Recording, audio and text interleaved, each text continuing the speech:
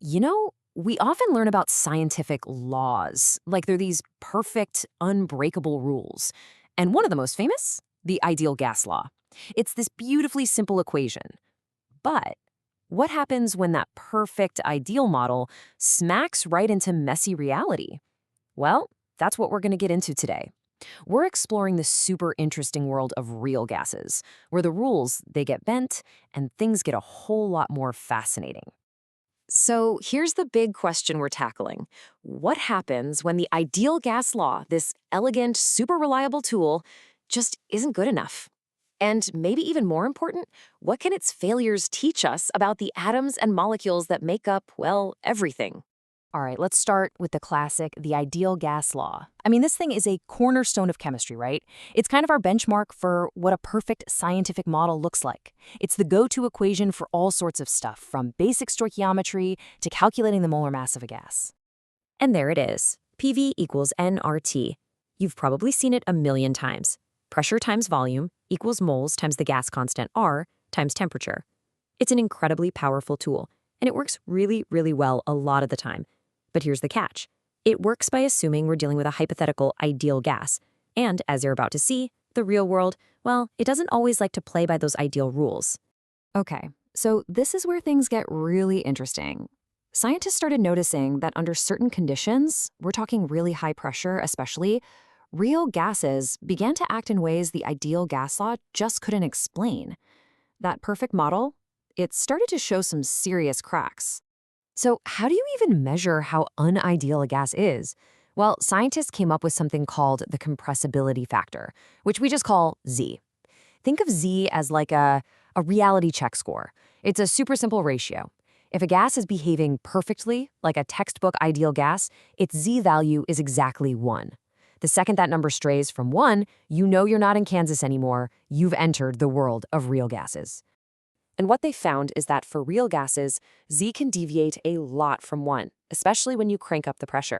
Now get this, if Z is less than 1, the gas is actually more compressible than the ideal law predicts. But if Z is greater than 1, it's less compressible. This is a huge clue that there's something going on at the molecular level that our simple model is totally missing. So the big question is, what is it? All right, so we get to the core of it. Why does this happen? To really get it, we have to go back and look at the two fundamental assumptions the ideal gas law is built on. And it turns out they're both kind of flawed. Okay, here's the whole problem in a nutshell. First, the ideal model pretends gas particles are just tiny dots with zero volume. But in reality, of course, atoms and molecules take up actual space. Second, the model assumes these particles just fly around, completely ignoring each other. But again, in the real world, they actually have these small attractive forces between them. That's it. These two simple facts are the reason for all the weird behavior we see. Let's break down that volume problem. At low pressures, it's no big deal. The molecules are so far apart that their own size doesn't really matter.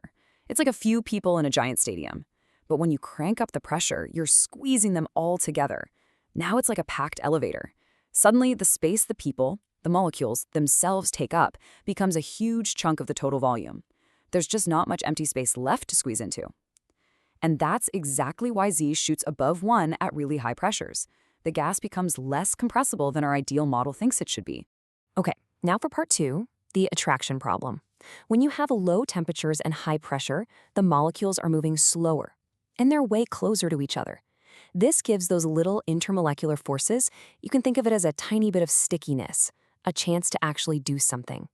They pull the molecules together just a little bit, and because they're being pulled inward, they don't hit the walls of the container quite as hard. So the pressure you actually measure is lower than what the ideal law would predict. And that explains why Z often dips below 1 before it shoots up. So we've got two big problems, right? The molecules have volume, and they're a little bit sticky. Clearly, we need a better equation. And this is where our hero, the Dutch scientist Johannes van der Waals, comes in. Back in 1879, he figured out a really clever way to modify the ideal gas law to account for all this real-world messiness. And what's so brilliant about the van der Waals equation is that it doesn't just toss out the old PV equals nRT model. No, it's much smarter than that. It just improves it. It adds two simple correction terms, one for the pressure and one for the volume, to systematically fix those two assumptions we talked about. The logic here is actually pretty straightforward when you think about it. first, to fix the fact that those attractive forces are lowering the real pressure, what do? We just add a little something back to the pressure term in our equation. Makes sense, right?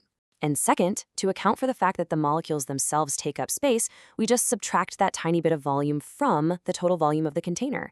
It's a really elegant fix for both problems. So his equation uses two new constants, A and B, and these are different for every gas. The A constant is all about attraction, how sticky the molecules are.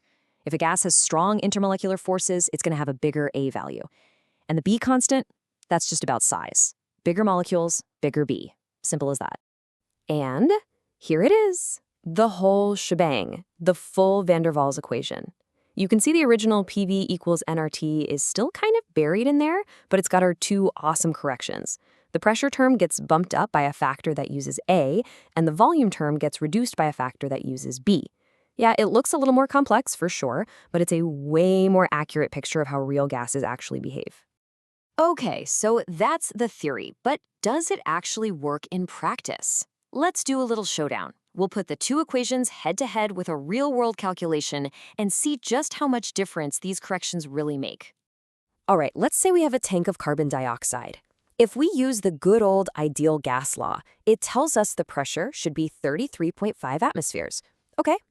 But when we use the more sophisticated van der Waals equation and we plug in the specific A and B values just for CO2, we get a different answer, 32.4 atmospheres. So that's a difference of about 3.4%. And you might be thinking, 3.4%, what's the big deal? But think about it. If you're doing high-precision engineering or running a massive industrial process, a 3.4% error could be absolutely disastrous. And remember, under even more extreme pressures and lower temperatures, that difference gets way, way bigger. So this isn't just some academic thought experiment. Getting it right is critical. So what's the big takeaway here? When is it okay to just use the simple ideal gas law? Well, it's good enough when you're at low pressures and high temperatures. Basically, any situation where the molecules are super far apart and moving incredibly fast. When that's happening, their own tiny volume and their little bit of stickiness just don't matter. They become negligible. And the gas behaves, well, pretty much ideally. And that leaves us with one final thought to chew on. This whole story, from the simple ideal gas law to the more complex van der Waals equation, it's a perfect example of how science really works, isn't it? You start with a simple model, you test it against the real world, you find its flaws, and you refine it to get closer and closer to the truth. So it really makes you wonder, right? What other scientific laws that we learn about are also just really, really good approximations of a reality that's way more complex and interesting than we think?